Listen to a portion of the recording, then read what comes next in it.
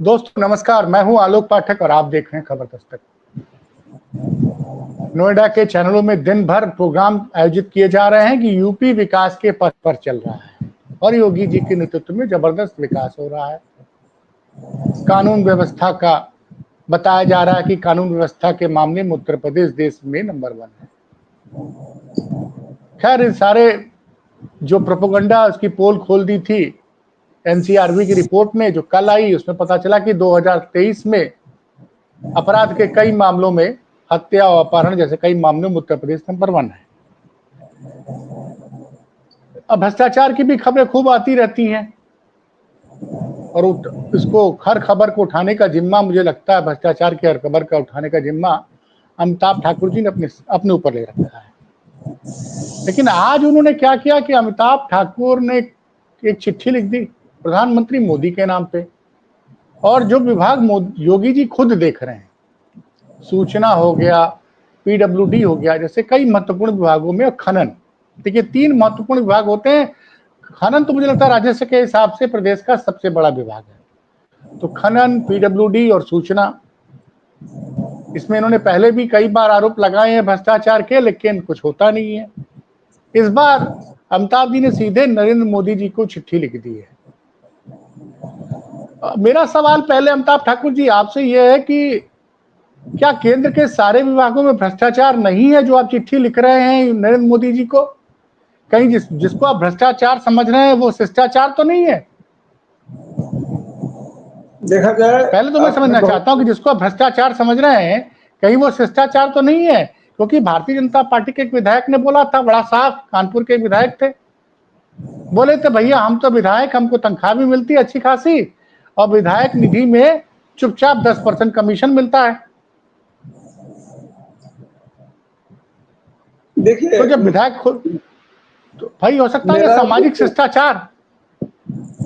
मेरा बिल्कुल आपने वाजिब बात कही है और मैं समझता हूं कि मेरा भी यह मानना है कि जो मैंने आंकड़े बताए, जो तथ्य बताए, जो लोग सत्ता में बैठे हुए हैं उनकी दृष्टि में, उनकी समझ में यह शिष्टाचार ही होगा, क्योंकि उनके लिए अपने स्वार्थ, अपनी सहूलियत, अपने लाभ से बड़ा कुछ नहीं है, जिसके कारण जो कुछ भी गलत होता है। मैंने यहाँ 3 विभागों का विशेष उल्लेख किया है अपने पत्र में, जिनका आपने नाम भी लिया, सूचना विभाग का, खनन विभाग का, पीडब्ल्यूडी विभाग का।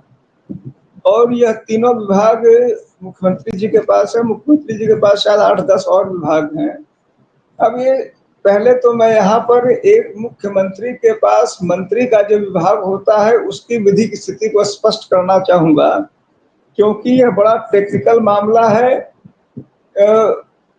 मुख्यमंत्री जो होता है वह कोऑर्डिनेटर ऑफ द कैबिनेट होता है किसी भी प्रदेश में। हमारे संविधान की व्यवस्था के अनुसार वह फर्स्ट एमंग इक्वल, जिसको हम लोग कहते हैं अंग्रेजी में, यानी सभी मंत्री समान तो हैं लेकिन मुख्यमंत्री उनमें प्रथम है, पहला है, ऊपर है।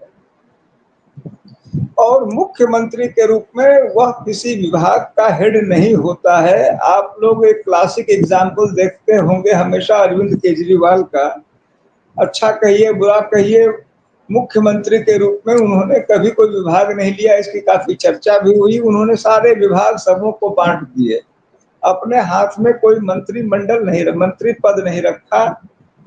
उत्तर प्रदेश सहित तमाम राज्यों में तमाम मंत्री मुख्यमंत्री के साथ साथ तमाम विभागों के मंत्री भी रहते हैं। अब उत्तर प्रदेश में पारंपरिक रूप से जो होता रहा था पहले, यानी जब भ्रष्टाचार इतने चरम पे नहीं था और अधिक मलाई खाने की इस हद तक की इच्छा शायद नहीं थी, तो मुख्यमंत्री आमतौर पर, जैसे गृह विभाग हुआ, उस समय गृह विभाग एक सूखा विभाग माना जाता था। आपको पर्सनल डिपार्टमेंट हुआ, यानी कार्मिक, जिसमें आईएएस अफसरों की डीलिंग होती है, प्रोटोकॉल विभाग हुआ, गोपन विभाग हुआ, ऐसे विभाग जो कि प्रशासनिक दृष्टि से अत्यंत संवेदनशील हुआ करते थे। तो वह मलाई खाने के उद्देश्य से नहीं, प्रशासनिक और शासकीय नियंत्रण की दृष्टि से उन विभागों पर भी मुख्यमंत्री अपने पास रखता था। जब मैं नया आया था तब से जब तक मैं रहा सेवा में, मैंने हमेशा देखा कि हम लोग हमेशा, हमारा गृह मंत्री हमेशा मुख्यमंत्री होता था, चाहे वो श्री कल्याण सिंह जी रहे हों, श्री मुलायम सिंह रहे हों, सुश्री मायावती रही हो, कोई भी रहा। अब जो नया ट्रेंड, अब मैं देख रहा हूँ आदित्यनाथ जी के समय ये और परवान चढ़ा हुआ है, शायद हो सकता है अखिलेश जी के समय भी रहा हो, मुझे याद नहीं है। अब जो मलाईदार विभाग जिसको हम कहते हैं, मलाईदार विभाग का कंसेप्ट हम जानते हैं। मलाईदार विभाग से मतलब होता है, आमतौर पे जो मान्यता है कि जहां आप अतिरिक्त लाभ, घूसखोरी, भ्रष्टाचार आराम से कर सकते हैं, उसको हम लोगों ने मलाईदार विभाग का नाम दे दिया, जबकि उसका असली नाम बदबूदार विभाग होना चाहिए था। लेकिन हम लोग की मति मारी रहती है, कई बार हम लोग बदबू को मलाई कह देते हैं। तो उन लेकिन बदबूदार विभागों को, नहीं सर, आपने आज जो फिर चिट्ठी लिखी और मैं पढ़ रहा था आपकी प्रेस रिलीज, आपने लगभग 2000 करोड़ के भ्रष्टाचार का आरोप लगाया इन 3 विभागों में। खनिज विभाग पे 1000 करोड़ का, पीडब्ल्यूडी में 800 करोड़ का और सैकड़ों करोड़ का सूचना विभाग में। अब मेरी जानकारी जहां तक सही है, पीडब्ल्यूडी का बजट होगा करीबन 50 से 60 हजार करोड़। अब 60 हजार करोड़ का तो 2% भी नहीं हुआ, 1000 करोड़ रुपया, 800 करोड़ रुपया।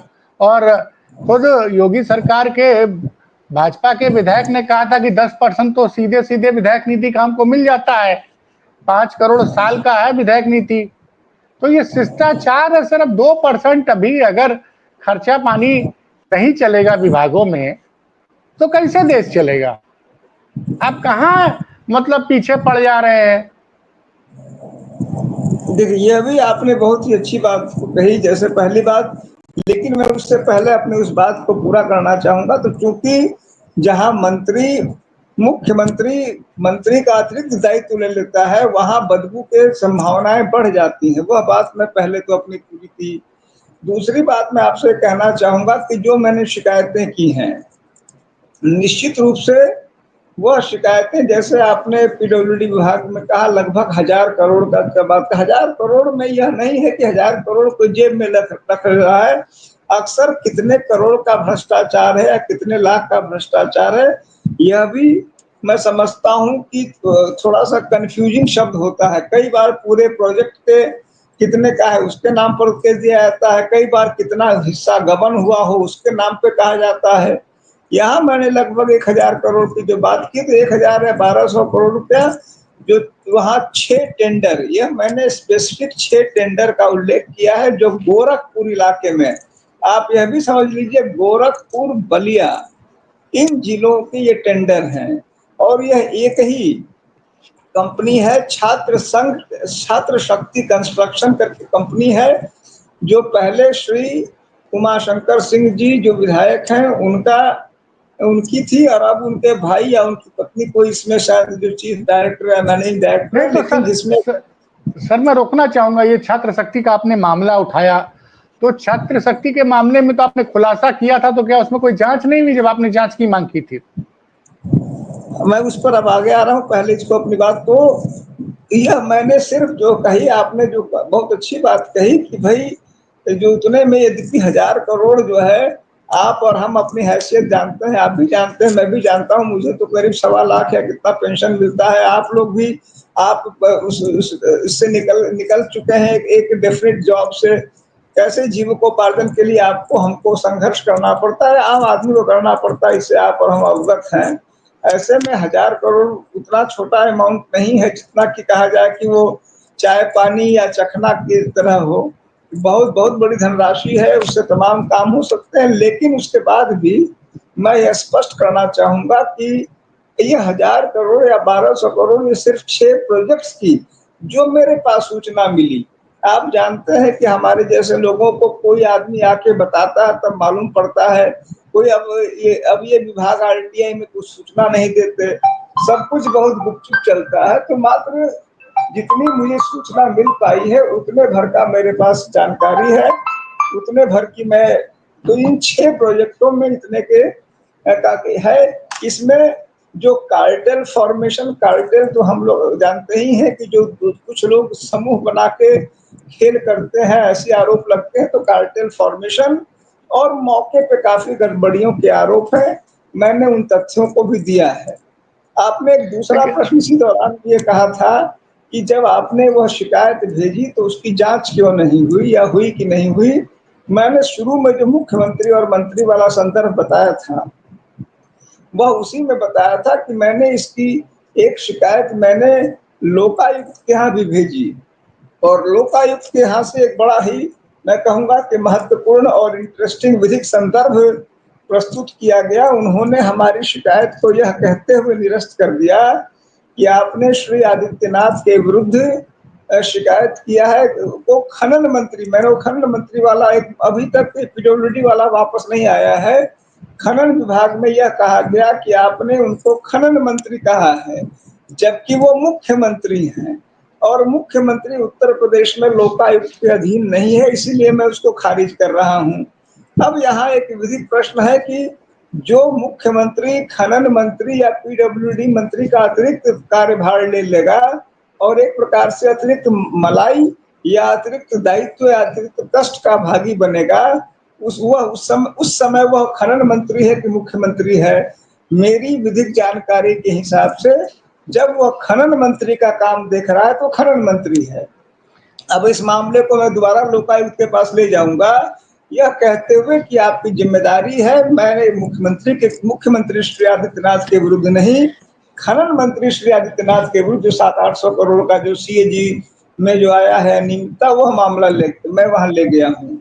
अब देखूंगा कि इसमें लोकायुक्त महोदय क्या करेंगे। इसी प्रकार से अन्य जितने भी मामले हमने भेजे, एक हमने, जैसे आपको आपकी जानकारी में देना चाहूंगा, एक हमने लगभग कुछ 100 करोड़ रुपए का, एग्जैक्ट मुझे याद नहीं है, प्रिंटिंग विभाग का भेजा, इंफॉर्मेशन डिपार्टमेंट के प्रिंटिंग वर्क्स का।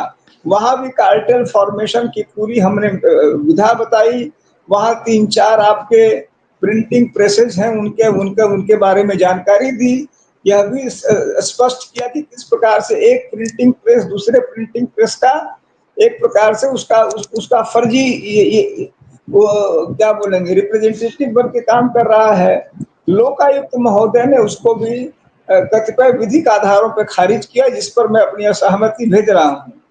दुर्भाग्य से कुछ ऐसी स्थितियां बन गई हैं कि कई जो आनुषंगिक वैधानिक और संवैधानिक संस्थाएं हैं, उनके स्तर से भी आप वह उस हद तक सक्रियता इस समय नहीं हो पा रही है या नहीं दिख पा रही है। कई आरोप, कई शिकायतें निरस्त हो जा रही हैं, जिनसे निश्चित रूप से जो भ्रष्टाचार के ऐसे काम हैं उनको और अधिक बल मिल रहा है।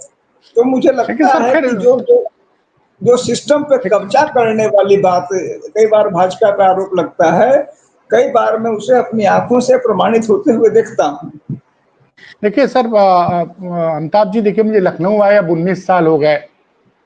2006 से मैं 1 अगस्त से लखनऊ में हूँ और मैंने तमाम सरकारों को देखा। मुलायम सिंह की सरकार को देखा 2006 से 2007, फिर 2007 से 12 तक मायावती की सरकार को देखा, 12 से 17 हमने अखिलेश यादव की सरकार को देखा, और 17 से 25 तक हिंदू हृदय सम्राट की सरकार देखा। जब चुनाव लड़ना होता तो कोई भी पार्टी बड़ी बड़ी बातें करती है, लेकिन आज तक जो भ्रष्टाचार की बात करें, किसी भ्रष्टाचार के मामले में कोई बड़ी जांच हुई नहीं। तो मुझे लगता है कि आप जब ये सवाल उठाते हैं, और देखिए प्रदेश का बजट अब 6-6.5 लाख करोड़ पहुंच गया है, और आप भ्रष्टाचार का सवाल उठाएंगे, आप रोज सवाल उठाएंगे, कार्रवाई तो कुछ होती दिख नहीं रही है। और सबसे बड़ी बात है कि हर चीज का फैसला तो जनता की अदालत में होता है। अब जनता की अदालत में लोग तो चुनाव जीतते चले आ रहे हैं। अब आपने मोदी जी को चिट्ठी लिखी, तो मेरा सवाल यह था कि मोदी जी के अंदर एक मंत्री जी काम करते हैं, नितिन गडकरी साहब। अब नितिन गडकरी के बारे में जो चीजें खोल के आई कि उन्होंने पेट्रोल में इथेनॉल मिलाने की बात पे बहुत ज्यादा बल दिया।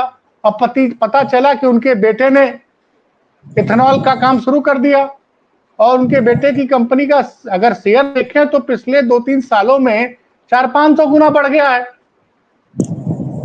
और एनएचएआई में तो एक रिपोर्ट सीएजी की थी कि 1 किलोमीटर पे पता नहीं कितने हजार करोड़ रुपए, वो कितने 100 करोड़ रुपए खर्चा हो रहा है सड़क बनाने में। तो जो मोदी जी खुद अपने विभागों में भ्रष्टाचार नहीं रोक पा रहे हैं, रोज रेलवे में खबर आ रही है, रेल मंत्रालय में खबर आती है, रोज आती है, एनएचएआई की आती है, स्वास्थ्य विभाग की आती है, वो कैसे आपने शिकायत कर दी योगी जी के विभागों में भ्रष्टाचार की? आपको लगता है कि उस पर कोई कार्रवाई होगी? मुझे तो लगता है भ्रष्टाचार तो इस देश में मुद्दा रह ही नहीं गया, अब शिष्टाचार हो गया है। देखिए, हर व्यक्ति की अपनी समस्या होती है। मैं इसे अपनी समस्या मानूंगा, मैं उनकी समस्या नहीं मानूंगा। मेरी समस्या ये है कि मेरी अपनी छोटी सी हैसियत में जो तथ्य मेरे संज्ञान में आएंगे, जिनमें मुझे लगेगा या तो वो अत्याचार का मामला हो, भ्रष्टाचार का मामला हो, मानवाधिकार हनन का मामला हो, जो मेरी छोटी सी हैसियत है, क्योंकि हर व्यक्ति को अपनी हैसियत देखनी चाहिए, और जो मेरे पास ठोस सबूत हो। क्योंकि मैं एक सेवा में रहा जहां हमेशा साक्ष्य का विशेष महत्व दिया जाता रहा, यद्यपि फर्जी साक्ष्य गढ़ने में भी पुलिस माहिर मानी जाती है, तो मेरे लिए साक्ष्यों का विशेष महत्व रहता है। जब भी मेरी यह कमजोरी है, मेरी यह सीमा है कि जब भी मेरे पास कोई ऐसे तथ्य प्राप्त होते हैं जो साक्ष्यों और तथ्यों पर आधारित दिखते हैं, होते हैं कि नहीं होते हैं मैं नहीं कह पाऊंगा। यानी कोई कागज किसी ने मुझे दिया सरकारी पता लगा वो फर्जी कागज हो, इसके लिए मैं नहीं जिम्मेदार हूँ। लेकिन अगर मुझे लगा कि ये सरकारी कागज दिखता है, इससे भ्रष्टाचार उभरता दिखता है, तो वह जितने का भी हो, कभी वह 500 रुपए का हो, कभी 5,000 करोड़ का हो, मैं इसे अपनी ड्यूटी मानता हूं कि अपनी हैसियत के हिसाब से उसको परसू करूं। आपसे बातचीत में कई बार मैंने यह सहज रूप में ईमानदारी से स्वीकार किया है कि चूंकि व्यवस्था में तमाम अवयव होते हैं, तमाम अन्य तथ्य होते हैं, तो मेरी बातों को उठा के फेंक दिया जाता है। बहुधा ईश्वर की बस इतनी ही कृपा मानता हूं कि उनके कारण मैं हतोत्साहित नहीं हो जाता, दूने तीने उत्साह से उसी चीज को और अन्य चीजों को जो भी मेरे पास आता है उसको मैं परसू करता हूँ। अब इसमें मतलब मैं ये अगर कह दूंगा तो कोई कहेगा कि भैया ये जो है ये तो, क्योंकि मैं दिन रात पूजा पाठ नहीं करता, लेकिन जो हमारे गीता में एक है कि कर्म करो फल की चिंता ना करो, कम से कम पता नहीं क्यों उसके प्रति मेरा बेहद लगाव रहता है। तो जब भी मेरे पास ऐसे तथ्य आते हैं और भविष्य में आएंगे, तो अपनी हैसियत से यह सोचे बिना कि इसका क्या हश्र होगा, कौन इसके साथ क्या करेगा, मैं उसको करता हूँ, करता रहूंगा। अक्सर मैं अच्छा उसमें सर, सफल। हाँ जी, बताएं। अभी एक अंत में एक और सवाल बिंदु तो जो था कि भाई आपने योगी के विभाग में भ्रष्टाचार की शिकायत की है, नरेंद्र मोदी से, देखते हैं मोदी जी कब कार्रवाई करते हैं योगी के विभागों की। एक एनसीआरबी का डाटा आया है और 2023 का आंकड़ा, तो कि मैं थोड़ा करेक्ट कर दूं दर्शकों को कि ये आंकड़ा 2023 का है। अब कई लोग उसको लेके लखनऊ के पुलिस कमिश्नर से सवाल पूछ रहे हैं, लखनऊ के पुलिस कमिश्नर तब लखनऊ में पोस्टेड ही नहीं थे। खैर, एनसीआरबी के डाटा में उत्तर प्रदेश में एक तो मतलब कई मामलों में, अपराध के मामले में पूरा देश में नंबर 1 है। अब उसके बचाव में भाजपा के कई विद्वान प्रवक्ता मुझसे कहते हैं, कैमरे तो निकल ऑफ कैमरा कहते हैं कि भाई प्रदेश की राजधानी सबसे ज्यादा है, स्वाभाविक सी बात है, इस प्रदेश की राजधानी 25 करोड़ है, तो अपराध के आंकड़े तो बड़े होंगे ही। दूसरा वो ये कहते हैं कि चूंकि अब एफआईआर लिखने की इजाजत दे दी गई है, एफआईआर ये कि थाने साहब को बिना एफआईआर लिखे डरा दी, पहले पहले जवान कहते अपराध छिपाने के लिए एफआईआर नहीं होने देते थे, इस वजह से आंकड़े बढ़कर आए हैं। लेकिन एक चौंकाने वाला तथ्य अमिताभ जी इसमें यह है कि पहले उत्तर प्रदेश जिले में गाजियाबाद को प्रदेश की क्राइम कैपिटल माना जाता था, लेकिन 2023 के आंकड़े देखें तो उत्तर प्रदेश की जो कैपिटल है लखनऊ, उत्तर प्रदेश की क्राइम कैपिटल भी बन गई है। अपराध के मामले में उत्तर प्रदेश है नंबर 1। इसको क्या माना जाए? देखिए, मैं इस पर मेरा मेरा विचार थोड़ा सा अलग होगा। मैं एक तो यह कहूंगा कि जो आपने बात कही उसमें इससे इतर दो तीन बातें आपने कही अंतिम सवाल के पहले, जो आपने कहा कि भाजपा के नेता या किसी भी, यह बात तो सही है कि चूंकि जनसंख्या यहाँ की सबसे ज्यादा है, आबादी सबसे ज्यादा है, तो प्रोपोर्शनेट अपराध ज्यादा होंगे, यह बात तो अपने आप में लॉजिकल है और इसमें मेरे असहमत होने का कोई कारण नहीं हो सकता है। लेकिन जो दूसरी बात आपने कही कि भाजपा के नेता ये दावा करते हैं कि अब free and fair registration of crimes हो रहा है, तो मैं उसको इस तरह कहना चाहूंगा कि यह दावा लगभग उतना ही सही है जितना हम्म, श्री ज्ञानेश कुमार जी या श्री राजीव कुमार जी फ्री और फेयर इलेक्शन का दावा कर रहे हैं, क्योंकि न हम्म, तो फ्री एंड फेयर इलेक्शन हो रहा है और न ही free and fair registration of crime हो रहा है। कोई हाँ, न एफआईआर जो है एफआईआर सेलेक्टिव हो रहे हैं। इस समय हम लोग बात कर रहे हैं श्री आदित्यनाथ जी के लिए या उनके किसी भी व्यक्ति के लिए गलती से कोई शब्द त्रुटिवश भी निकल जाए तो एफआईआर भी दर्ज हो जाए, आप हम अंदर चले जाएं। आपको हमको खुलेआम, मुझे आज से 1.5 साल पहले एक व्यक्ति ने दोगला शब्द से नवाजा, आज 1.5 साल हो गए, कोर्ट ने आदेश दे दिया, अभी तक थाना गोमती नगर ने एफआईआर दर्ज नहीं किया है। किया ही नहीं, उसने कहा कि हम दिखवा रहे हैं कि इसमें विधिक मत क्या है, विधिक मत नहीं मिल पाया कि दोगला। अब यह शब्द कोई और किसी बड़े के लिए प्रयोग करके देख ले, उनके उन्हें 2 मिनट नहीं में नहीं, तो दिख आप, जाएगा। नहीं, कोर्ट ने आदेश कर दिया, उसके बाद भी इंस्पेक्टर साहब विधिक राय ले रहे हैं, कोर्ट का आदेश नहीं मान रहे हैं। अभी अभी तक एफआईआर नहीं लिखा गया है, कोर्ट के आदेश के बाद भी। यह फ्री एंड फेयर रजिस्ट्रेशन का मैं जिंदा मिसाल बता रहा हूं आपको। यह अगस्त 2024 या 23 की घटना है। तो फ्री एंड फेयर रजिस्ट्रेशन का तो यह आलम है। यह जरूर है कि फ्री एंड फेयर भाजपा के किसी नेता के लिए आप कहिए तो फ्री और फेयर तो नहीं कहूंगा, लेकिन फ्री रजिस्ट्रेशन जो है खुला हुआ है दरवाजा कि कोई भी भाजपा का नेता किसी गाली किसी को मिले मुकदमा कोई दर्ज करा दे। जैसे डिफेमेशन जो होता है वो उसी वही व्यक्ति दर्ज करा सकता है, यहाँ कोई करा देता है, तो उनके लिए फ्री दरवाजे हैं, बाकी बंद है। अब तीसरी बात जो आपने कही कि लखनऊ और नोएडा और गाजियाबाद वाली तुलना की बात कही, मेरे निगाह में मैं इसको कोई विशेष महत्व नहीं देता इस तथ्य को। कई बार यह शिफ्टिंग होता है, मैं इसको इस रूप में नहीं जोड़ पाऊंगा या मेरे पास वह मेधा नहीं है कि मैं उसको जोड़ पाऊं कि या तो अवसर खराब था या फिर परिस्थितियां हो सकता है, क्योंकि मेरी उतनी डीप स्टडी भी इस चीज की नहीं है। शुरू में हम लोग जब थे तो हम लोग ये जानते मानते थे कि लखनऊ थोड़ा शांत शहर है और वेस्टर्न यूपी जो है वो क्राइम कैपिटल आमतौर पर माना जाता था। जब वो तब भी जब केवल वहां जब मैं तो कमिश्नरेट थे और संभवतः नोएडा भी नया नया ही था, गाजियाबाद के ही जब जलवे थे। लेकिन फिर भी अगर शिफ्ट हुआ है तो मैं इसको एक नेचुरल शिफ्ट के रूप में ही अभी तक ले रहा हूं। मैं उसके कारणों में इस समय नहीं जा पा रहा हूं और मैं एक्सप्लेन कर पा रहा हूं उसको। एक सवाल और उठता है अंताजी की पुलिस कमिश्नरेट की जो व्यवस्था है वो उत्तर प्रदेश में अपराध रोकने में नाकामयाब रही है। कई बड़े शहरों में पुलिस कमिश्नरेट है, तो कई लोग कहते हैं इसको खत्म कर देना चाहिए। देखिए, पुलिस कमिश्नरेट पे मेरा अपना बहुत स्पष्ट अनुभव है कि उत्तर प्रदेश संभवतः इसके लिए तैयार नहीं था। और कई चीजें देखिए, एक तो कंसेप्ट चेक बैलेंस का है, उसको ही इसने गड़बड़ा दिया। चेक बैलेंस का कंसेप्ट है कि जैसे मान लीजिए कि पुलिस ने, अब जैसे आप और हम हैं, हमको अचानक शांति भंग में पुलिस उठा लाई, तो अगर पुरानी व्यवस्था या ओरिजिनल व्यवस्था में मुझे मजिस्ट्रेट के सामने पेश करती, मैं मजिस्ट्रेट के पास पुलिस के खिलाफ अपनी बात कह सकता था। यहाँ पता लगा कि इंस्पेक्टर उठा के लाया और सामने रख दिया एसीपी के। वह एसीपी उस समय हमको 2 लात भी मार रहा था, वो यहाँ कोर्ट भी बना हुआ है। यानी वो डबल रोल में हो गया, जैसे रजनीकांत वगैरह डबल रोल में रहते थे, तो ये डबल रोल में है। अभी हमें 2 लात मार रहा है, अभी हमारा जो है मुकदमा भी सुन रहा है। तो जो ये क्रिमिनल पावर्स दे दिए गए कोर्ट के, वह निश्चित रूप से बुनियादी तौर पे ही डिफेक्टिव और खतरनाक है। मैं उसके सख्त खिलाफ हूँ। और एक बात, दूसरी बात कि जो काम पहले एक एसएसपी करता था, मान लीजिए पता लगा कि जो जो आम भाषा में कहिए कि एक आदमी को पूजना है, अब उसकी जगह 10-10, 15-15 लोगों को पूजना है। सबके हिस्सेदारी चाहिए, उतने ही इलाके में उसकी उर्वरा शक्ति, हर हर गांव जिले की शहर की उर्वरा शक्ति सीमित है।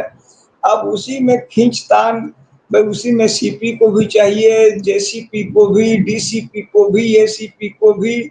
तो जो चाहने वालों की संख्या चूंकि मैसिव बढ़ गई है, इसीलिए जो मेरी जानकारी है कि घूसखोरी भी उसी तुलना में काफी बढ़ गई है। तो लाभ, क्योंकि सिपाहियों की संख्या में कोई वृद्धि नहीं, अफसरों की संख्या कई गुना बढ़ गई, तो लूट खसोट का आलम ही बढ़ने की ज्यादातर जो है चर्चाएं हैं, और कोई बुनियादी परिवर्तन की चर्चा नहीं है। चलिए सर, बहुत महत्वपूर्ण जानकारी आपने दी और उम्मीद है कि इस बार शायद आपकी शिकायतों पर कोई कार्रवाई हो। धन्यवाद।